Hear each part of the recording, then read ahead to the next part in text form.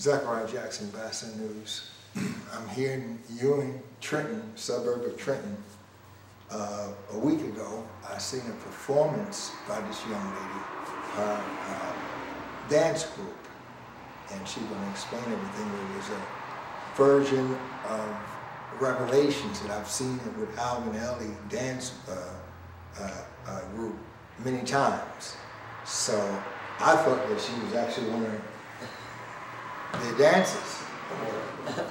Yeah, you did. You I said, you know, because I didn't know. I mean, your version of Revelations was, you know, if I was at New Jersey Pat and they let you guys do Revelations, I wouldn't have known the difference.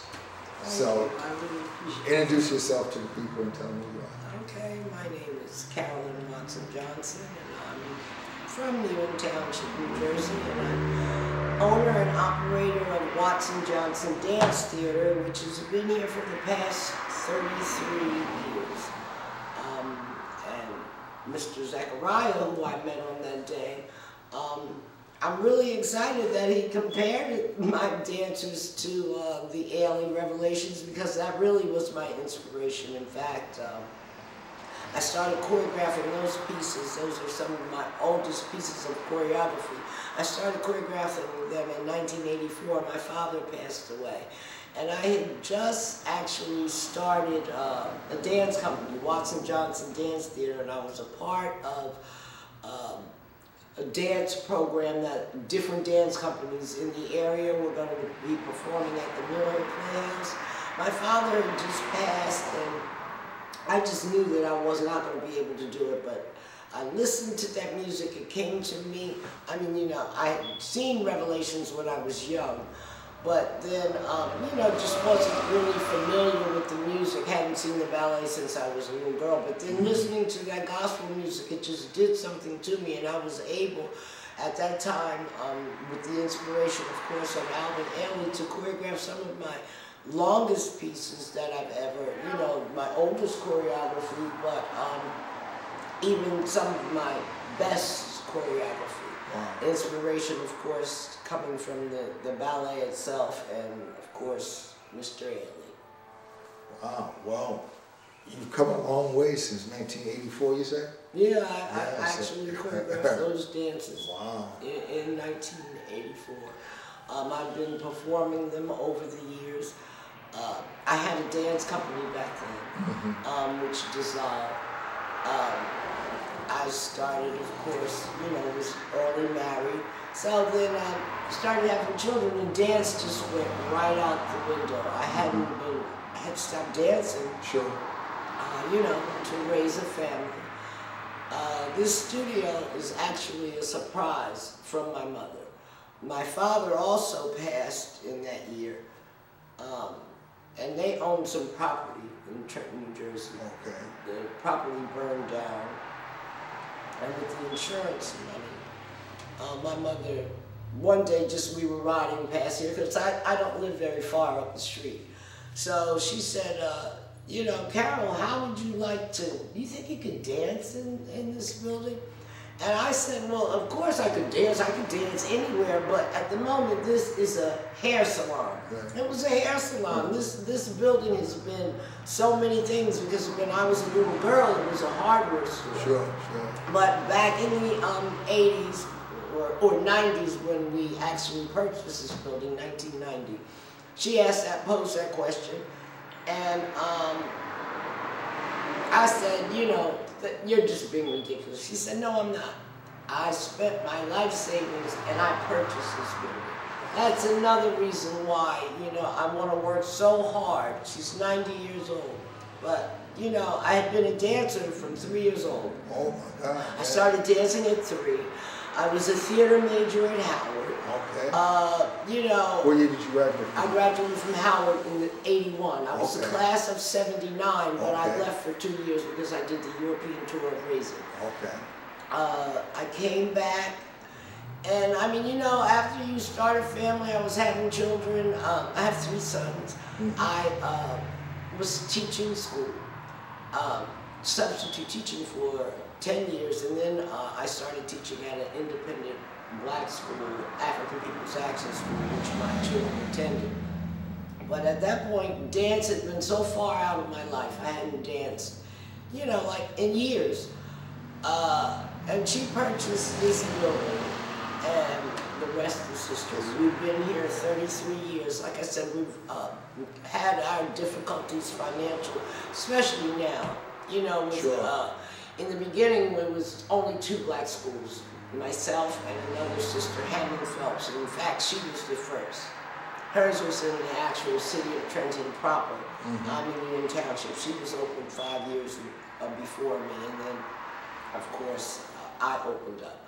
Since then, between me and Donna, we've trained a lot of dancers. Yeah, a lot of black dancers, because we tried to keep, and that's another thing, to keep the prices to a minimum, because Sure.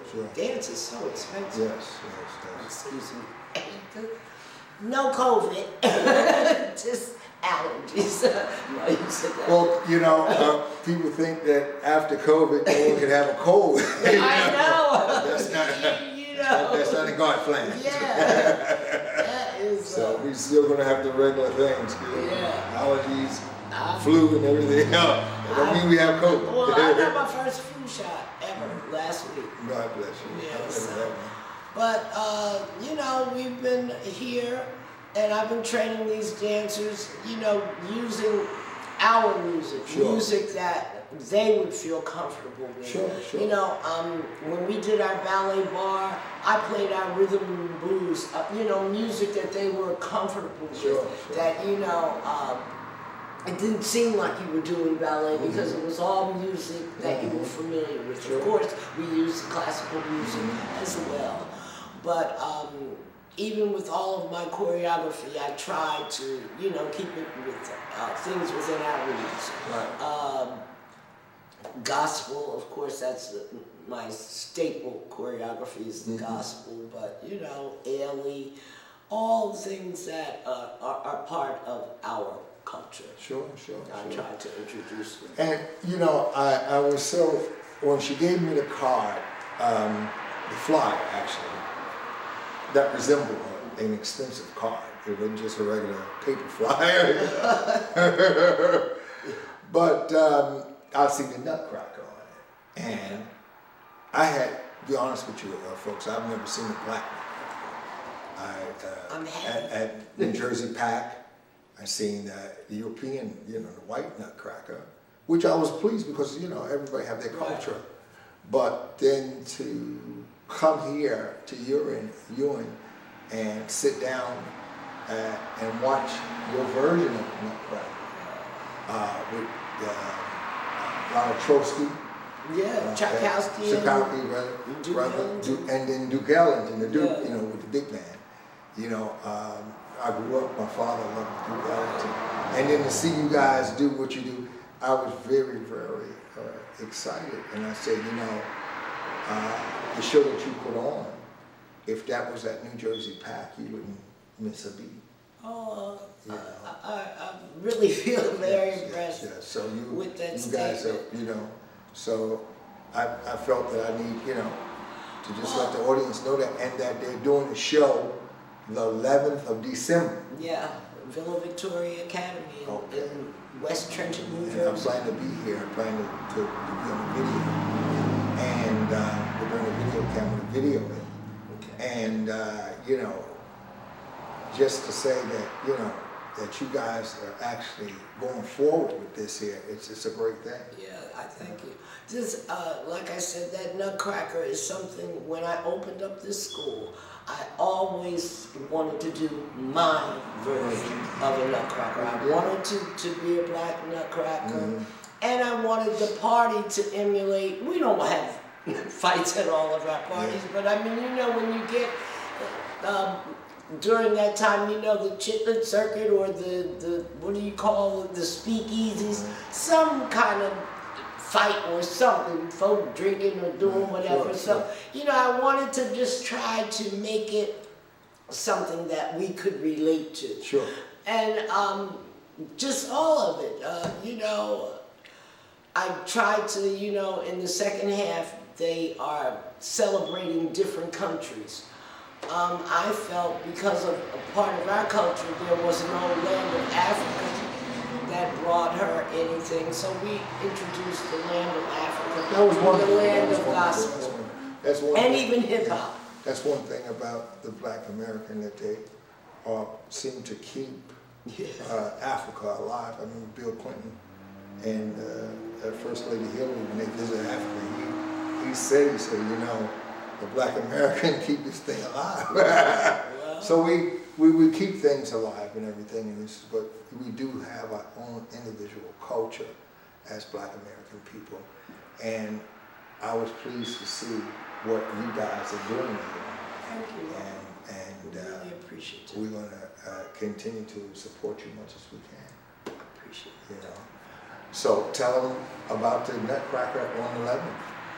Yeah, this would be my 6th time doing it. The first time was, we just found out, was 2012.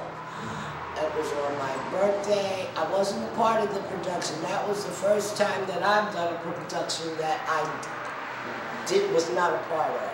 The first time ever that I sat down and saw what I created for my birthday. And I have to tell you, I was really pleasantly surprised. But we started it back then on my birthday. And a few years lapsed. And I've done it, this will be the 6th installment, but the last one was 2019, and of course COVID took care of it. Yeah. For 2 years. For 2 years. So I'm really, really excited to get back on stage, hopefully to reach a lot of people, my community, to come out and see this Nutcracker. Because I was just saying to Zachariah that we go out and we support everything European. It's like if they're doing it, it's right. I even find that with the dancing school. And that's another reason why, excuse me, we have this financial difficulty, because, you know, you try to work with your community. We were just saying that dance is a very expensive hobby. Costumes, competitions, you name it, tuition. But we keep our tuition. In fact, I have the lowest tuition. Folk will come in, you know, I hate to say it, your hair is done, your nails is done, you're driving a nice car, but you don't want to pay me. Sure. You know, you'll take your children out and go somewhere else with the, you know, other persuasion and pay them one time. Well, hopefully, Carol, with you know, the influx of Facebook, YouTube, and things like that, hopefully we can change that narrative and continue. I think that, you know, we're people of vision, you know, we're visual people. The more they see this, you know, the more people become interested. So let's hope for that. Yeah, I'm hoping for that. But anybody in this area knows we've been here 33 years. Actually, more than that, because before I opened up the dancing school, I had a dance company. Of course, and that showed me. I used to teach at Mercer County Community College. And so I had a lot of the young ladies from, you know, my class were a part of the company. It was an all-white company at that point, and they were all very happy with the name Watson Johnson Dance Theater. And then, of course, later on down the line, they were like, can't we just change the name to Metamorphosis? It was like, everybody have their own identity. Yeah, well, we gonna metamorph. It should be Metamorphosis, and we just gonna butterfly right on out of here. Carol, how can people contact you and make donations towards your company? Oh my goodness! If you look, I have a GoFundMe up right now. What's the name? The GoFundMe is Watson Johnson Dance Theater. Help save Watson Johnson Dance Theater. Right now, like I said, we've been suffering financially. The enrollment is small. People having problems paying, but just we've been having really hard time.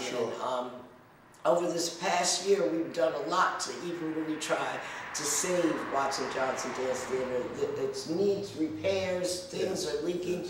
The GoFundMe is because, unfortunately, we were looking at a sheriff's sale just on August 3rd, but was granted a reprieve because I was able to at least obtain the insurance to be able to file the bankruptcy. That's only going to be good for like another 6 months because they want to see that, you know, the repairs that needed to be made can be made, and also the spaces that can be rented out can be rented out so that they know that they are going to be able to get their money. So I'm really, really needing my public to, you know, just come out and help, give me the support that we need.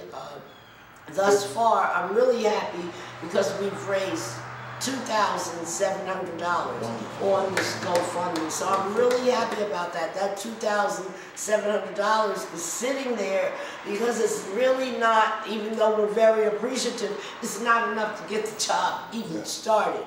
We've got the most important thing right now for this studio is the roof. As you can see, the roof is done. You take a video of that ceiling. It's raining in the studio.